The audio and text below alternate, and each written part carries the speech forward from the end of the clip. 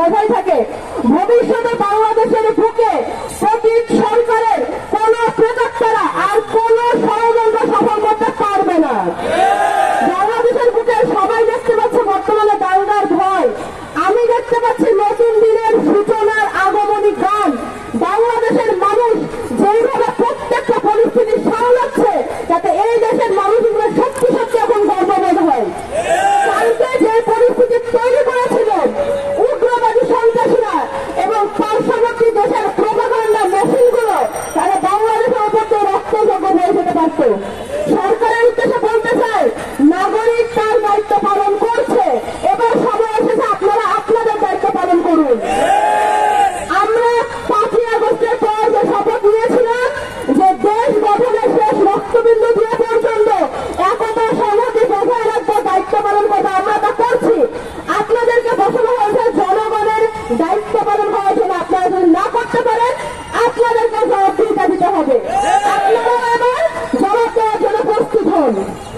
সঠিক সরকারের যত কুলাঙ্গার প্রেতাত্মা এখন পর্যন্ত প্রশাসনকে কাজ করতে দিচ্ছে না, আমাদের সময় আমাদের ফোন ট্র্যাক করে করে খুঁজে বের করে ছাত্ররা তাদের জেলে ফেরা হতো।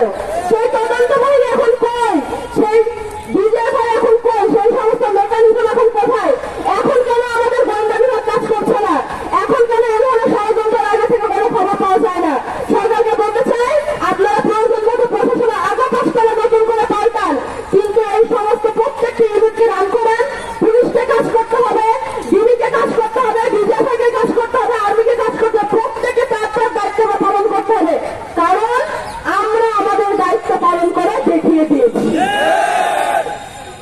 বাংলাদেশের মানুষ, আমরা যখন 5ই আগস্টের পরে যখন নতুন বাংলাদেশের স্বপ্ন দেখা শুরু করলাম, আমরা তখন বলেছিলাম যে বাংলাদেশের বুকে আজ থেকে মাইনরিটি শব্দটি উঠে গেল।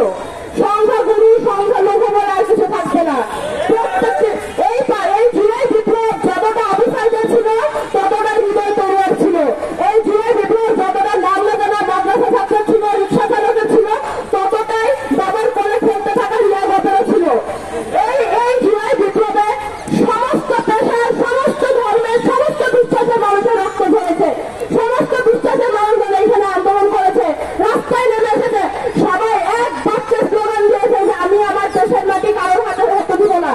এই স্লোগানের পর, দেশের পতাকাকে এইভাবে আঁকড়ে ধরার পর, বাংলাদেশের প্রত্যেকটি মানুষ ধর্ম, বর্ণ, মত, বিশ্বাস নির্বিশেষে দেশের সার্বভৌমত্বের জন্য কাজ করে যাবে। কখনো আর কোন ষড়যন্ত্রকে আমরা সফল হতে দিতে পারবো না, আমরা দেব না।